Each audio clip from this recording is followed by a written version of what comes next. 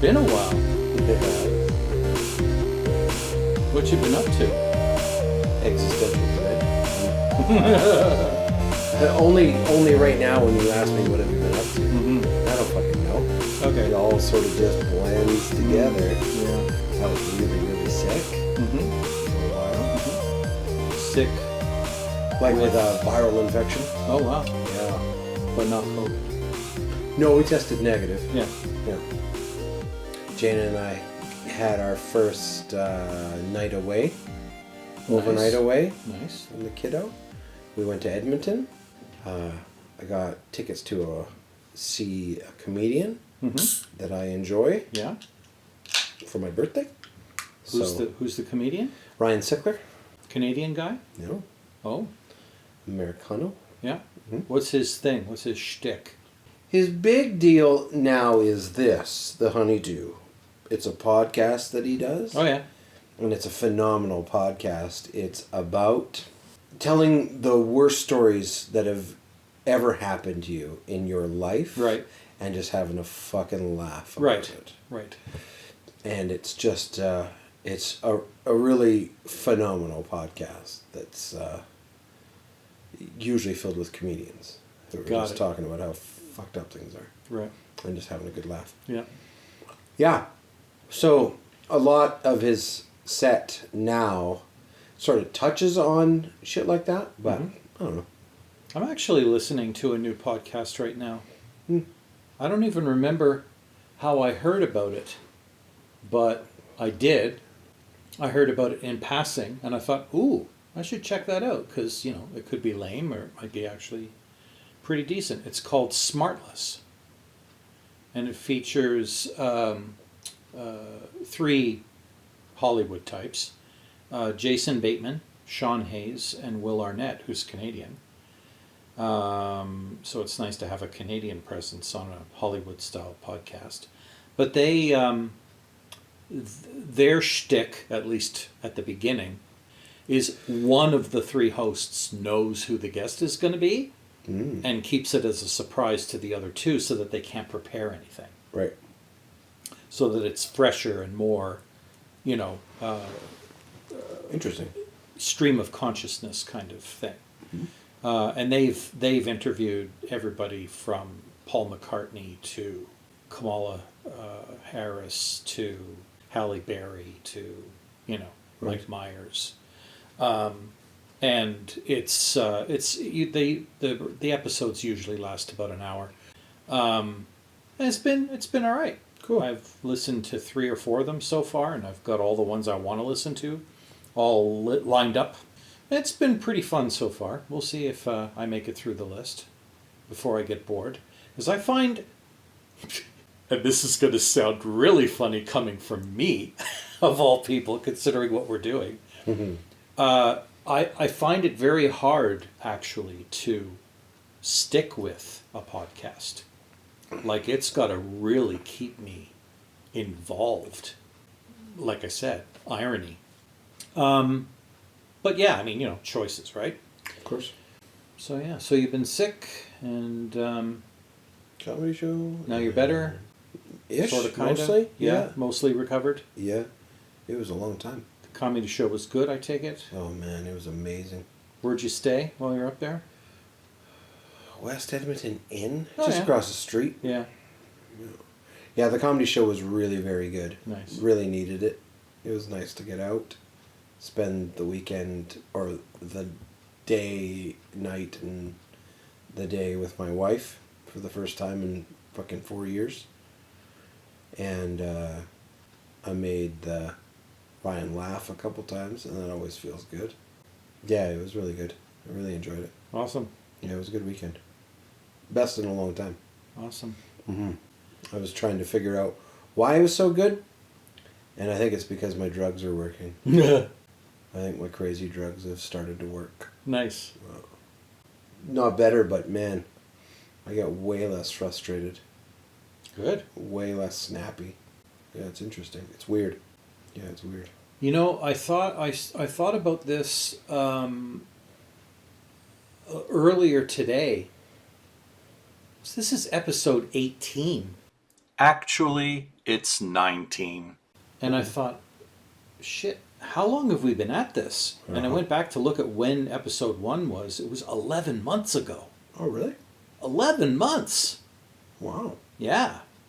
So we'll be coming up on, I guess, our year anniversary in another month. Another couple episodes at most. Which blows my mind. And episode 20 might be our... Might be our year anniversary. Give or take. Yeah. So that's kind of wild. That is wild. And welcome to episode 18 of Talkbots. Talkbots, the bots that talk. Actually, it's 19.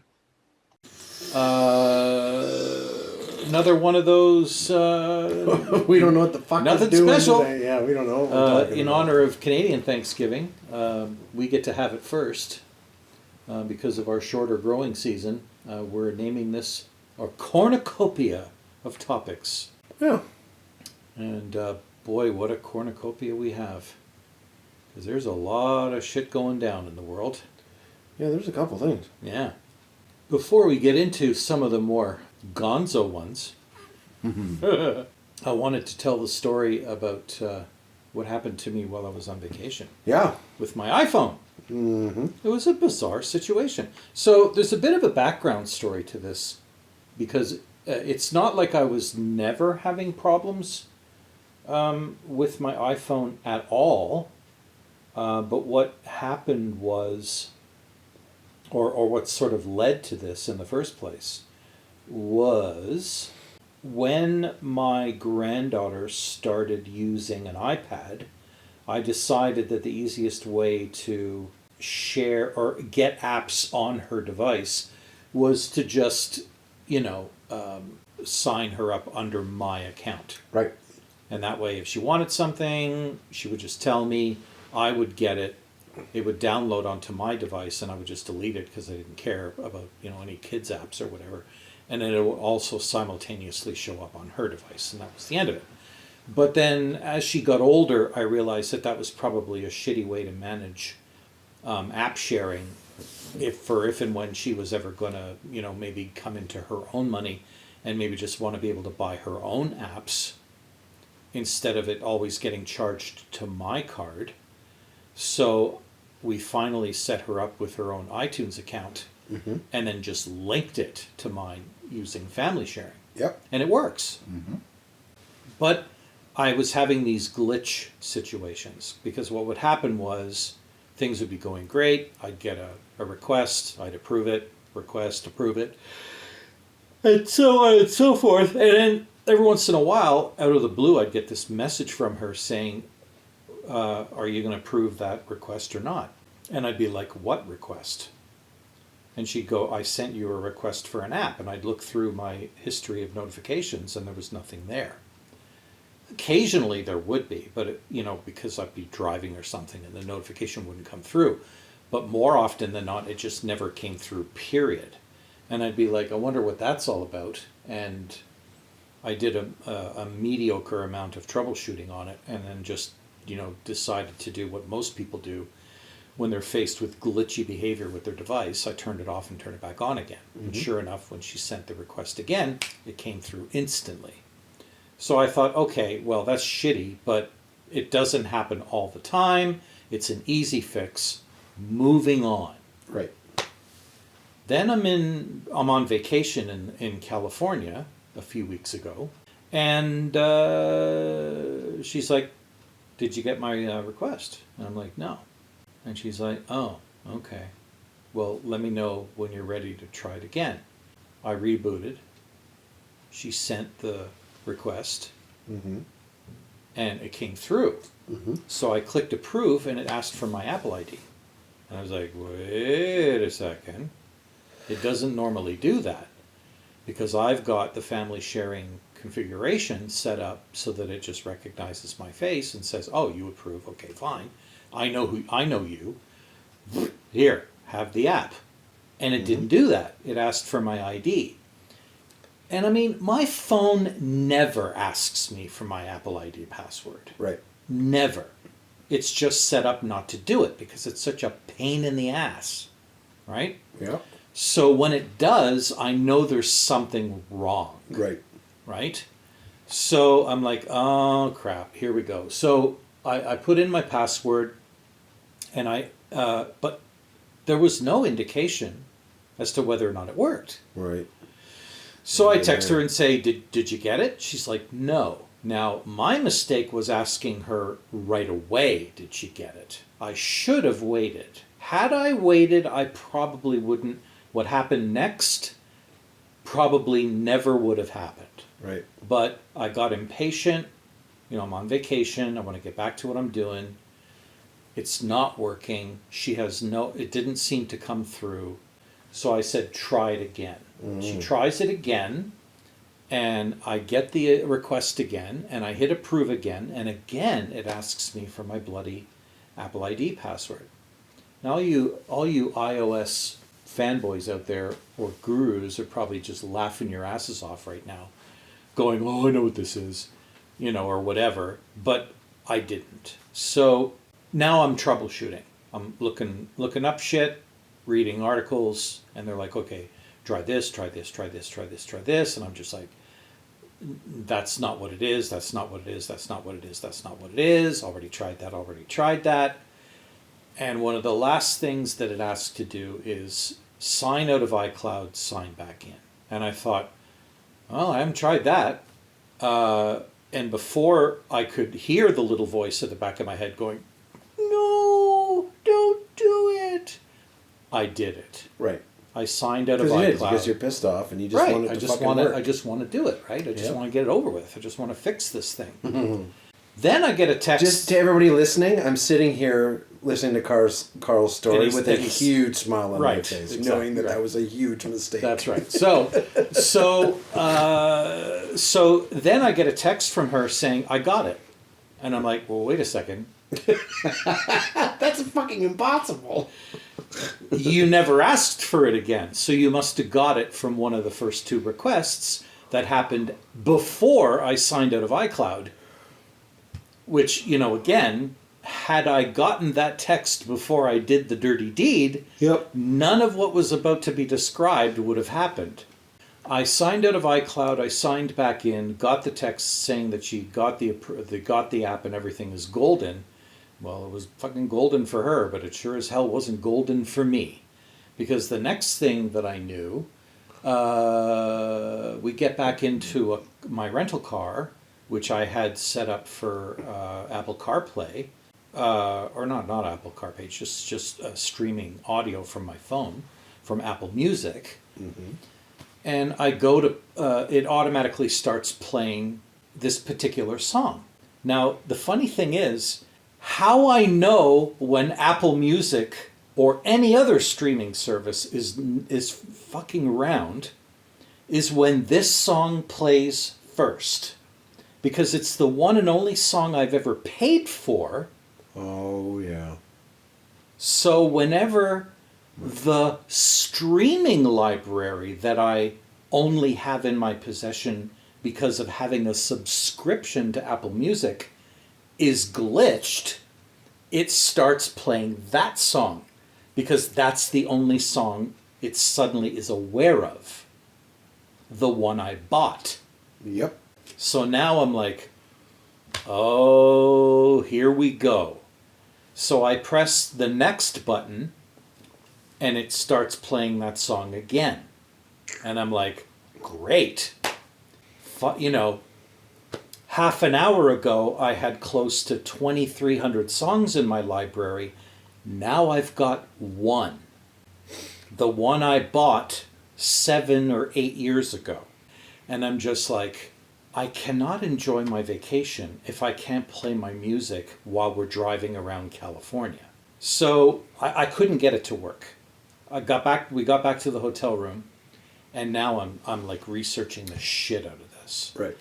And I'm like what is going on? And I'm like, okay, it became obvious from the signs and the evidence that I saw that my Apple Music was aware that I had a library of almost 2,300 songs. It even was able to list them for me. it just wouldn't they were no longer downloaded, even though even the storage on my phone showed that I had a shitload of music stored on my phone. So they're there, but Apple Music is like, what music? There's no music on this phone from that library. It's all in the cloud. And here I am, fucking on another carrier in the US, roaming with a limited amount of data, possibly, right? Yeah. Or who knows? Yeah. I don't want to be streaming music over data, only to find out that, It cost you $4,000. Yeah, it cost me $4,000 or whatever. So I didn't enable streaming over data. And I thought, why can't I just get the goddamn songs on my phone like it was before? I could listen to them offline. And I got back to the hotel room again, and I tried to enable downloading, but it looked like it already was. And it was. That's what didn't click. Downloading was enabled, but it wasn't doing anything.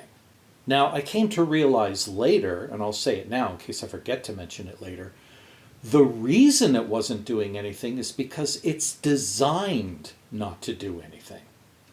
The reason I got all my library to download to my iPhone for offline listening when I signed up for Apple Music is because I turned that on right away, and as I added songs to the library, they downloaded to the phone automatically.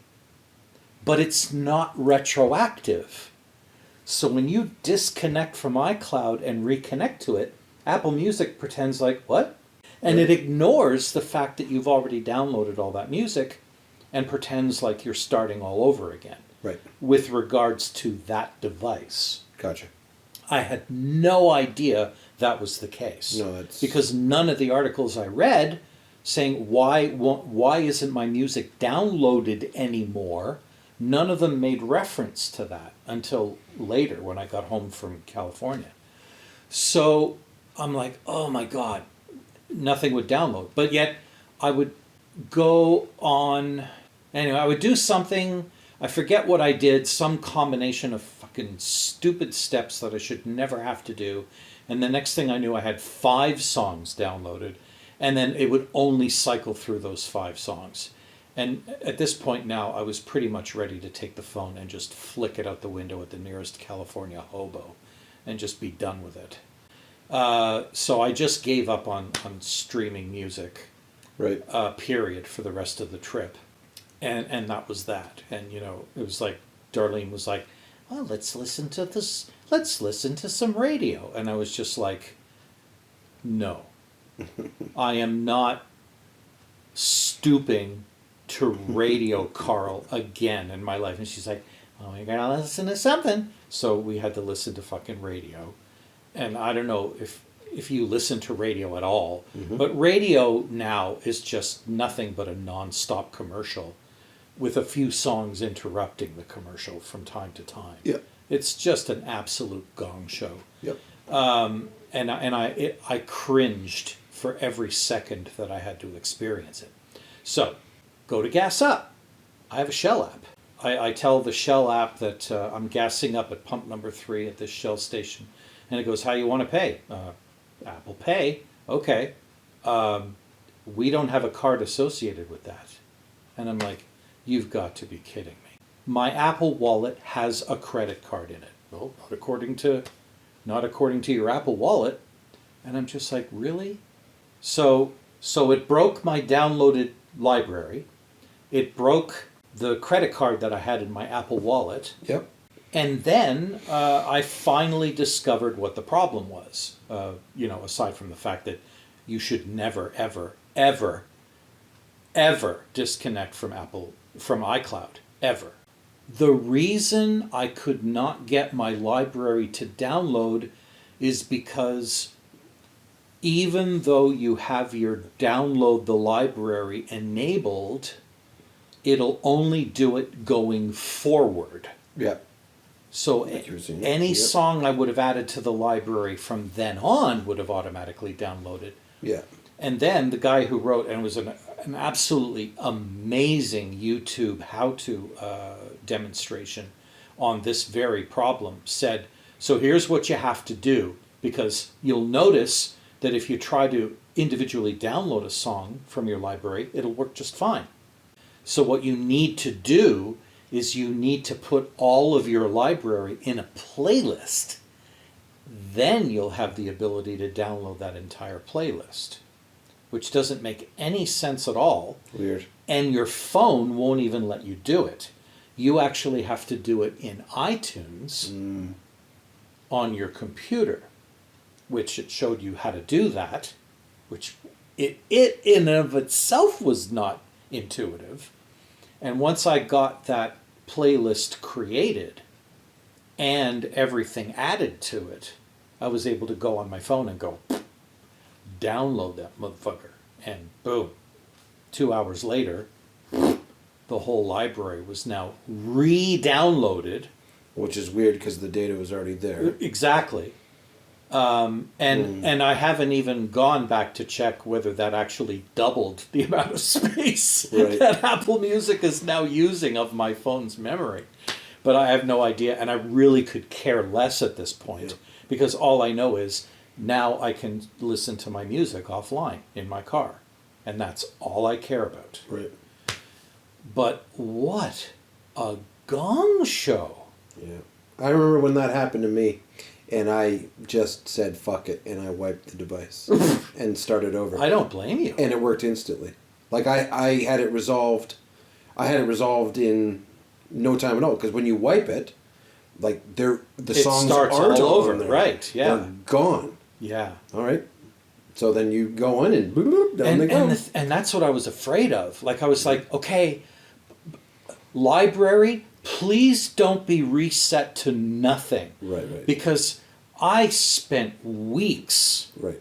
creating my library from what I used to have in Spotify in Apple Music. I was like, please don't make me have to do that all over again, because I'm not going to be able to remember what I wanted. Right. Which is, okay, in the grand scheme of things, not the end of the world. Yeah, but the biggest first world problem. Yeah, total first world problem. But for a guy whose music is so important to him as it is to me, it was a huge deal. So I was just like, okay, the library is there. Oh, now give me my goddamn music and put it on my phone. And it was just like, what are you talking about? Download my music. Okay. No. Like, download it. Okay. Mm-hmm. What the fuck? Yeah, that's frustrating. And there's so many different combinations of settings in Apple Music that you can toy with. And I'm thinking, oh, maybe I got them set in the wrong combination. So I'm trying to turn one off and leave the other two on. And I'm trying to turn that one back on and turn one of the other two off. And like every combination of that and that, none of that worked. So I tried, just going, okay, fine. Just use the goddamn cell network and start downloading shit. And it wouldn't. Right. And I was just like, okay, so that's not it either. What else can it be? And I'm just like losing my mind. Just absolutely losing my mind. Not realizing that I was completely wasting my time. Yeah, totally wasting my time. I never would have got them until I made those changes and put all my library in a playlist. And then said, okay, playlist. Get on that phone. Get. Weird. Yeah. Oh. That's frustrating. And here we were, the podcast before, the episode before, going, iOS, we love you. Yeah, well, we weren't loving it that week. No, when it goes bad. iCloud has gone bad on me a couple times. We were not loving it that week. It just goes bad. You just don't understand why, and you type in your password and it doesn't work. You're like, what do you mean? Yeah, I know. It doesn't what do you mean work? that's not the... That's my fucking password. I know. Yeah, it's weird. And then you start thinking, has my account been hacked? Did somebody change my password? Like, what is going on? Oh, here's another tech thing that I thought I would like to talk about. I was watching a couple of videos from some of the better-known Microsoft fanboys who were going on and on about some of the great new things that have been introduced to Windows 11. Yeah. And they said, like, for example, now Windows 11 comes with its own built-in free video editor and screen capture program. Mm. And I'm like, whoa, this could change things. This could change things. So I'm watching the video, and the program is called Clipchamp. So I watched them demonstrate this thing, and I was like, oh man, I got to check this out. Because, I mean, it's built right into the operating system, and I had it work, had it here. I go into it to try it out, and I made a demo screen capture video, just like I do in Camtasia, because that's the product that I normally use at work. I was like, okay, yeah, that's all right. Well, let's see how easy it is to edit stuff. And I go in, and I'm like, okay, well, that's not too bad. It's not what I would call super intuitive, but it's not rocket science. It's not like trying to learn Photoshop or whatever. And then I tried to add some interesting features, and it's like, premium feature. Oh, there you go. And I'm like, what? Okay, all right, well, I guess we won't be doing that. Oh, you can add music. Okay, oh, it's got music built in. Oh, premium feature. And I'm like, what the? Oh, come on. Yeah, that's weird. So it's like, okay, but they're billing it, the fanboys are billing it as a built-in free app. Okay, first of all, how about we not call it built-in if it's pay for premium use? And how about we don't refer to it as free, because it's really freemium. Yeah, absolutely. Call it what it is. Mm-hmm. And I mean, once I realized that, they wanted $14 a month to access the premium features of this thing. And it's nowhere near even as sophisticated as a cheap but fully functional screen capture and video editing as Camtasia Studio. I mean, shit, I use Camtasia Studio for all my video editing. It's so good and so easy to use. Right. And I'm just looking at this going, nobody in their right mind is going to pay $14 a month for that once they realize what else is out there for less money or no money. Right. So I was like, yeah, no, not good. But you know what? I think this is just a preview of where Windows 11 is going. They're going to go, ooh, look at this new feature we added. Okay, now pay up.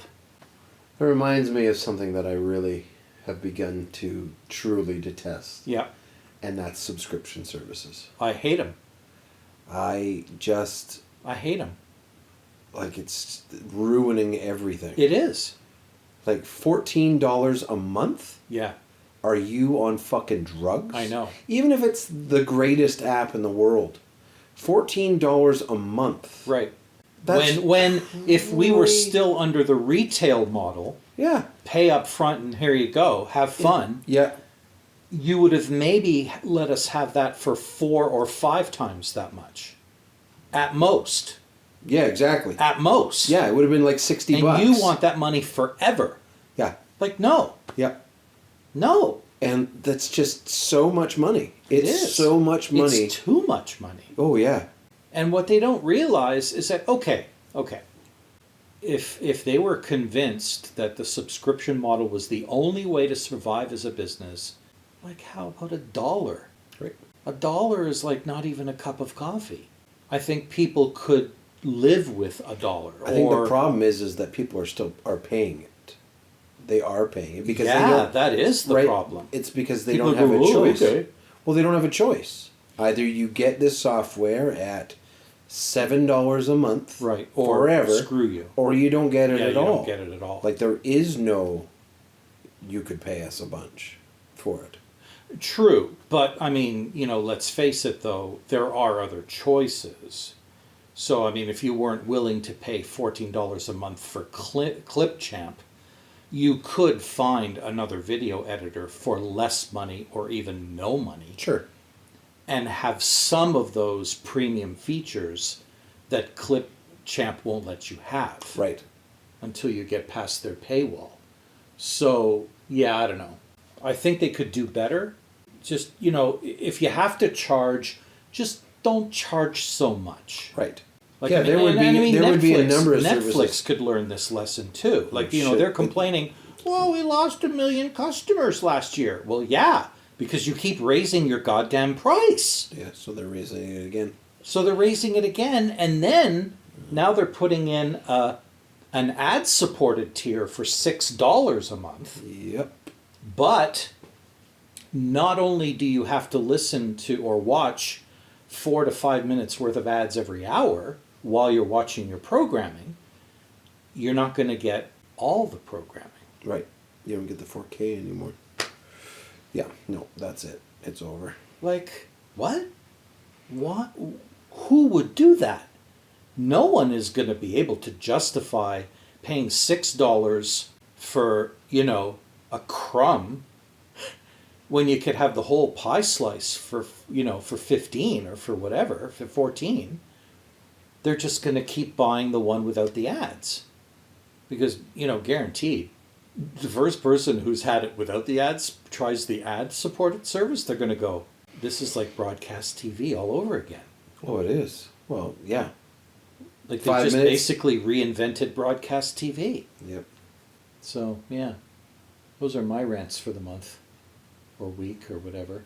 But I know what you really want to talk about. Which one? What do I want to talk about? Our new premiere. Oh, wow. Wow. Oh, man. What an embarrassment. Move to Alberta. The Gong Show has only begun. Hashtag not my premiere. That shit is trending like crazy on Twitter. Oh, is it? Yeah, not my premiere. Yeah. Like, Yeah. she's just, day one, such an overwhelming embarrassment to this whole province. Yeah. I try to be really fair when it comes to knocking down politicians. Yeah. Right? Because you're not going to be ideologically aligned with everybody out there, right? Absolutely. Yeah. And so be it. Mm-hmm. Okay? And even though I'm not ideologically aligned with the UCP party, they are in charge and they do get to make the decisions. Right. So hopefully we've got someone in charge that can make decisions that would be palatable to more people than not. Right. That's all you can really hope for. Right. Okay? Yep. That they don't just, run off the rails and just destroy everything as a result of their ego. Right. Okay? Mm-hmm. If you get chosen as the leader of a party, you would think that the time for appealing to the fringe that got you there, you're in. You're in now. You can do whatever you want. They can't renege. And you only had to worry about appealing to the people who are UCP aligned to get in charge of the party. Now that you're the premier, you need to start appealing to everyone Yep. in the province, not just the people who got you picked as their new leader. You already have them. You already have them. So why would the first 3 decisions and the first 3 things that she chooses to talk about be, oh my God, non-vaccinated people are the most discriminated people in the history of my life? What? Wow. Someone said something hilariously funny. Just today I saw it. It made me laugh. Actually, people who don't have Costco cards are the most discriminated people in my lifetime because they don't get to go to Costco. Even fucking people who aren't vaccinated get to go to Costco. So it's just like, if you want to really get down to brass tacks. And even before I heard somebody say that, I thought, what about the kids who can't go to school if they're not vaccinated? Wouldn't they be the most discriminated people in the history of whenever? If we're ignoring all the indigenous people and the people of color and the visible minorities and the trans people and all that shit. So I was just like, okay, so wow, number one. Number two, I just fired I just fired the government supported leading health expert in the government, and now we're going to replace that person with a group of experts. And what I really mean by that is people who agree with me that we are now in an endemic phase and that the vaccine is a complete waste of time. That's what that really meant. And then thirdly, what was the other thing that she said she wanted to do? Which, by the way, I nicknamed the Vaccine Pity Party. Yeah, you're right. And other useless things like whining about what the federal government does to us. What about the really important things we need to worry about right now? Yeah. Like the fact that nobody can fucking afford anything. Mm-hmm. And, but we're gonna help those people who can't afford anything. Not going to tell you how we're going to do that, but we will do that, starting with putting the gas tax back. What? Did we really need to do that right now? Before your next election? Are we so reliant on the oil and gas tax that we really needed to put that back? We couldn't have waited until after the next election to put that back? Like, what the hell? So now it's even harder to get by because of something they just decided to do. Like, it just blows my mind. It just blows my mind. Absolutely ludicrous.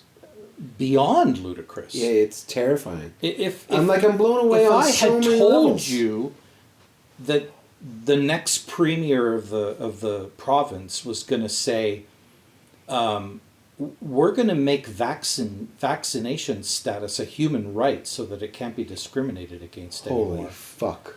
Would you have believed me? I don't think you would have.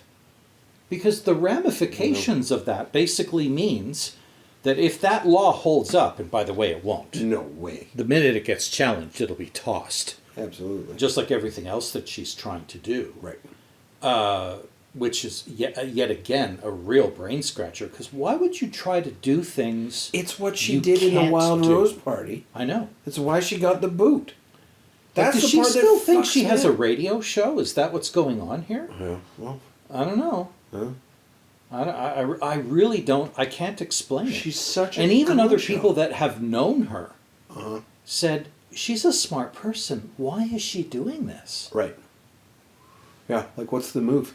What is the move? Yeah. Is the move to not get elected so that, she'll get tossed as leader as quickly as she got in so that somebody else Maybe. who's a little more reasonable gets Maybe a chance she's to take over maybe the party? she's on the inside. Maybe she's fucking Notley's best friend from college. She's on the inside and she's gonna sink the UCP because that's what she's doing.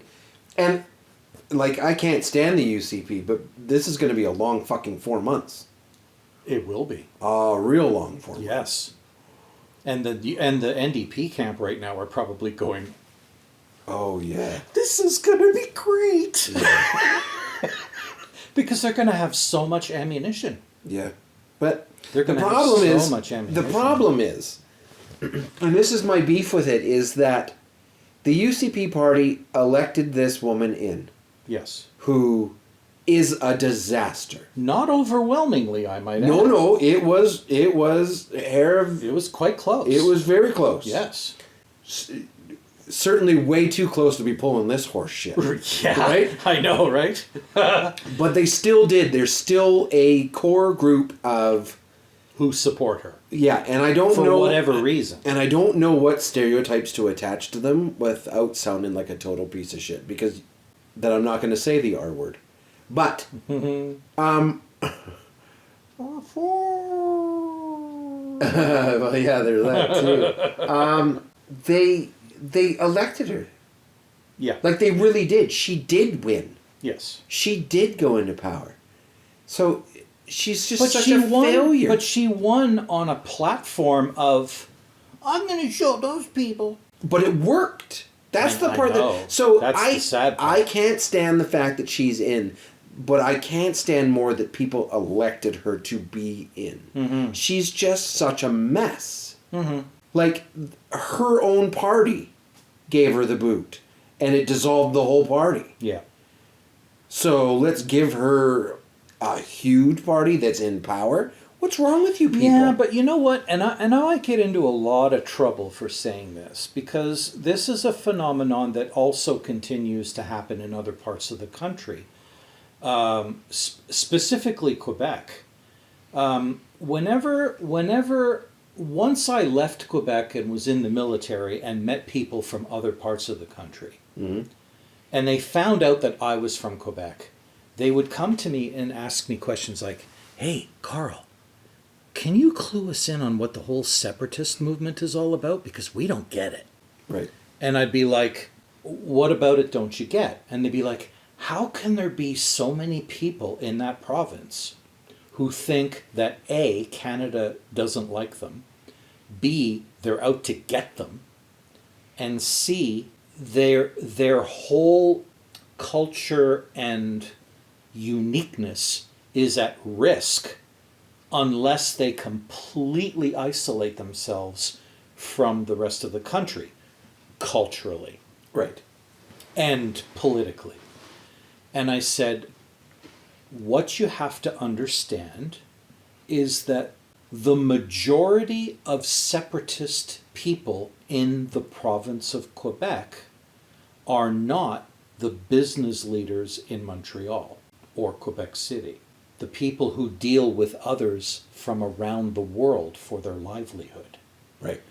The separatists are young university students who need a cause to believe in, and oh, there's one, and they rally around it, even though they don't even understand what the ramifications of separation would be for the province, economically, never Right. mind politically. And the rural vote, who are so isolated from what's really going on in the world, they believe everything their politicians tell them. So when their politicians tell them Canada doesn't respect you and you're going to lose your culture unless you stand up and vote us to protect you, they fall for it, even though it's total BS. Because, I mean, you know, how long has it been since the Parti Québécois has been in power? Decades. Is Quebec still a thriving cultural force? Goddamn rights. How is that possible? How is that actually possible? Right. Because it was all a fucking lie. It was all a lie. So the same can probably be said for Alberta. The fringe of Alberta politics and our Alberta ideology are not in Calgary. Right. And for the most part, nor are they in Edmonton. Right. They are out there in the sticks, isolated from the rest of the cultural and ideological melting pot that is Calgary and Edmonton. And to a lesser extent, you know, Red Deer, Lethbridge. Yep. And that's You're probably about as far as it goes. Well, yeah, there's not really much anything left, but I But, think the last two you know that what I mean? mentioned were, If the rural vote had little to no power and influence on a political party, we wouldn't even be talking these talking points. no, I agree. Period. All stop. Yeah, man. Representational government for sure. Yeah. Yeah, I get it. What's really unfortunate about this whole fiasco is that she's not going to suffer in any way for all of the stupid things that she's saying. But the people who really need her to do something about what ails the province are basically sitting around going, what is she talking about? Why isn't she talking about the things that we need her to talk about? Right. Why isn't she talking about things that would actually get her elected by the majority of Albertans? Yeah, it is weird. Like, really? Still It just about doesn't make any vaccination? sense. Yeah, I Still? know. Still? Like, I get But it. get over it. Like, I get you guys are mad. Yeah, but Yeah, it's but over. What It's can't you over. guys do now? And like, you know, even the can- statement of Fuck we're gonna make sure that the province is officially treating COVID as an endemic. Hate to break it to you, they're probably going to announce worldwide that it's endemic in the next month. Right. Because all of the symptoms that you can get from COVID that would have normally put a healthy person in the hospital are now being experienced by less than 15% of COVID positive Right. tested people. All that's left now is sore throat, runny nose, stuffy nose, cough, with or without phlegm, headache, Yeah. and the rest of the stuff has fallen off the cliff. So it's now an inconvenience if you're a healthy person, just like the flu. Right. Within a month, they will officially declare at the WHO, we are in the endemic phase. So get over yourself. I didn't realize I had so much rage pent up in me this week. Yeah. It's funny because when we started this podcast, we said we weren't going to rant or bitch. But apparently that's what this episode Bitch is. Fest 2022! Yeah. Woo! Yeah, this was an angry one. Well, not really angry. I think exasperated is probably a better word. Perturbed, yes. We are perturbed. Quite perturbed. We are not amused. Yeah. Yeah, that is. What else should we talk about? Oh, I read a new book. Okay. Yeah. I can't remember if I found this through Goodreads or somebody wrote an article. Yeah, I think that's what it was. Somebody wrote an article, or a YouTube video, here's 10 science fiction books you should probably read if you get a chance. And this book was actually written many decades ago. It was originally called Tiger, Tiger, Tiger, by Alfred Bester, and then it got re-released under the title "The Stars, My Destination," which they really should have just left it at the original title, because I don't think you're allowed. But yeah, I hear what you're saying. yeah, they would have.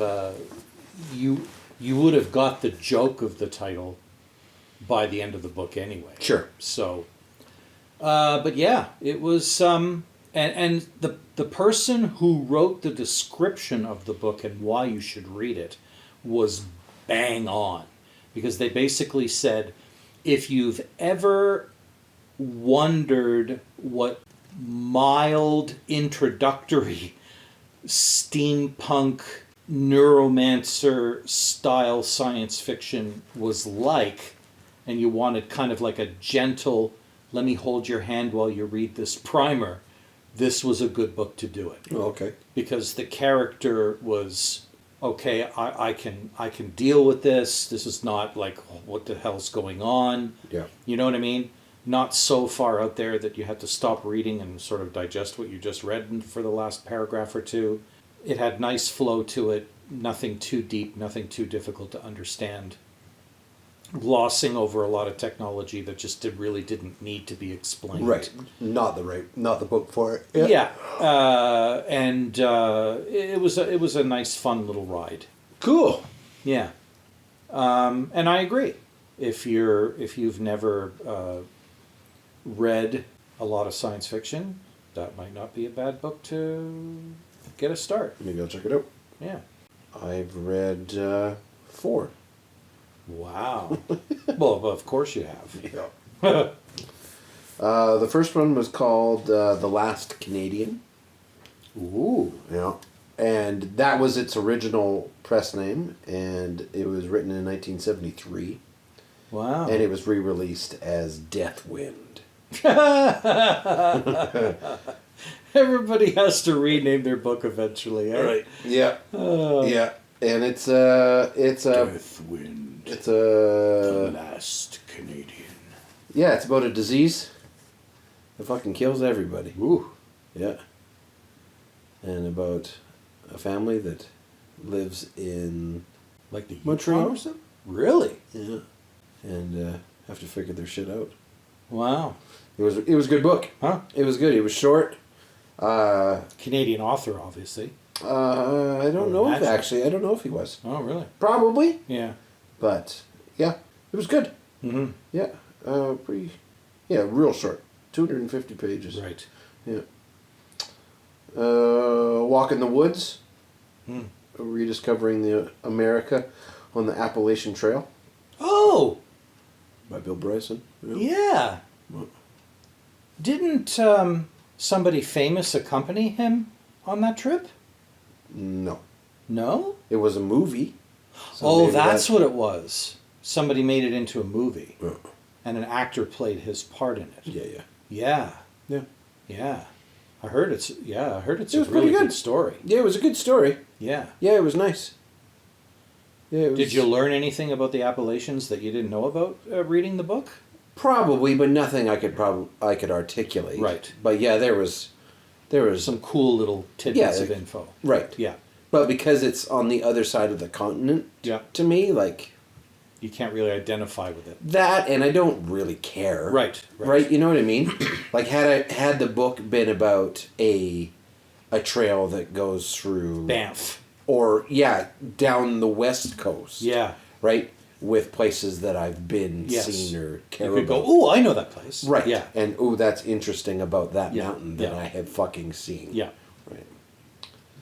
The other one was called Moon of the Crusted Snow. Hmm. And that was a book about, it was an apocalyptic book. Everybody dies. But it was written by a native guy, and it's about native people who live in a reservation Mm-hmm. up north, northern Ontario or Okay. something.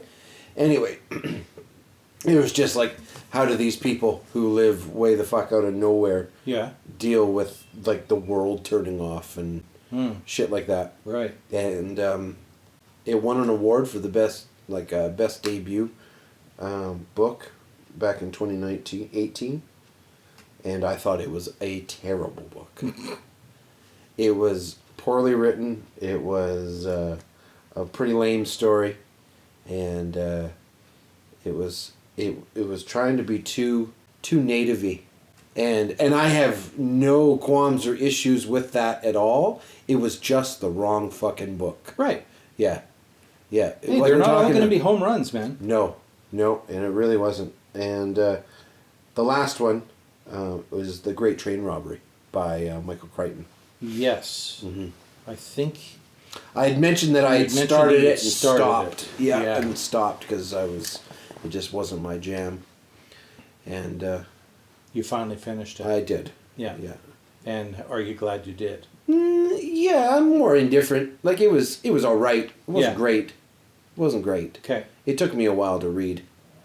It wasn't definitely not his best book. Right. Yeah. I think I did mention in our last podcast that I had read Airframe. Yeah, you did. Yes. Yeah. The book that I read before that was The Space Between Worlds. I don't know if I mentioned that one to you. It's by, I may be pronouncing his name right, Micaiah. Micah. No, it's Miciaih. So Micaiah, it's probably Micaiah. But anyway, Micaiah Johnson, The Space Between Worlds. The premise was kind of interesting. The idea was that humanity, or at least an element of humanity, had figured out how to cross into other dimensions. You did talk about this book. The exquisite details of why that was so important are slowly fading away from my brain now. Right. But the significance of that technology was that if you went to a dimension where you died because of something you did, it had ripple effects on other dimensions that you were in. So the idea was to visit those other dimensions and take care of people who should not be allowed to continue living, so as to sort of neuter them in this world Oh, okay. kind of thing, Interesting. without giving too much away. Sure. And it just goes from there. As the story is told, more details are revealed, and you start going, oh, Jesus. Okay, now that has opened a can of worms that I'm not sure I could get on board with or whatever. And things become morally and ethically ambiguous to the point where you're starting to wonder if now the hero of the story is really the hero, and then you realize that, yeah, actually, maybe they are. Because just when you think that they couldn't get any worse, it turns out that the whole fucking shebang has been, manipulated by really, really bad people. So it was a good book. It was a good story. The problem was that it just seemed to get a little bit too detailed in places that I felt it didn't need to get detailed, and it lacked detail or explanation in areas that I thought they could have The contrast between better. the two. Yeah. But not so badly that I went, fuck this book, and put it down like you did with The Great Train Robbery. I did manage to stick with it all the way through to the end, and then thought, okay, all right, that was something I read. Yeah, that was all right. Again, not a 5 out of 5 by any stretch, but definitely an incredibly interesting premise. That's cool. Like one that could easily be turned into a fucking TV series. Like, holy shit. What's that TV show that used to be on in the 80s or 90s or whatever about the guy who kept going back in time? Quantum Leap. Quantum Leap. It would have been a great modern reinterpretation a la Quantum Leap. Cool. Just unbelievable.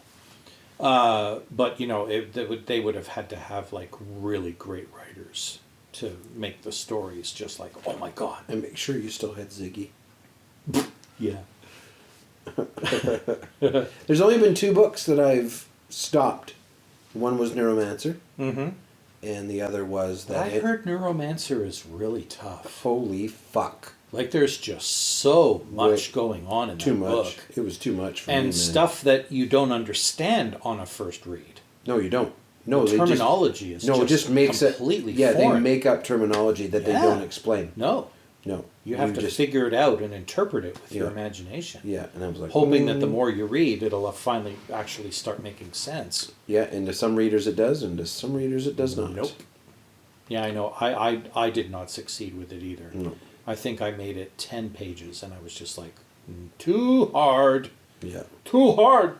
Brain no like. Yeah, my brain no like for sure. And the other one was that engineering book about traffic that you recommended. Oh, yeah. Yeah. I never finished it either. No, I only got about 40% through, and I was like... And then I started trying to find parts that I thought I would find more interesting, and I couldn't even get through those. Right.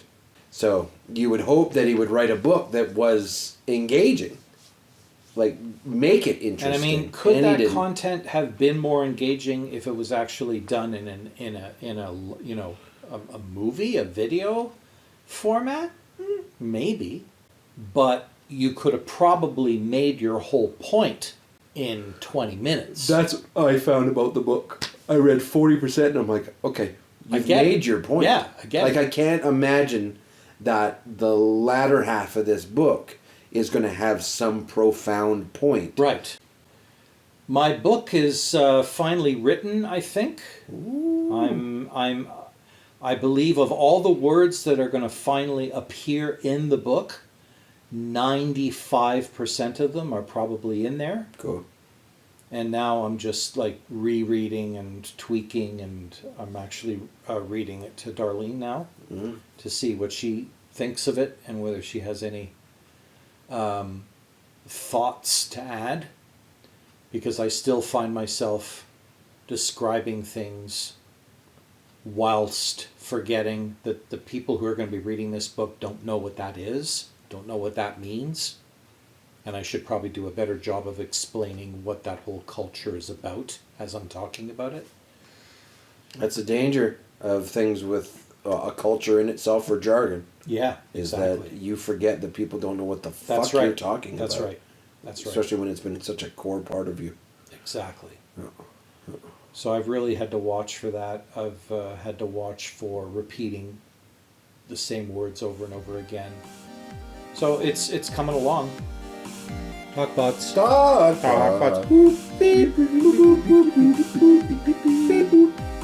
I don't have an editor, unfortunately, for this book. I lost my editor.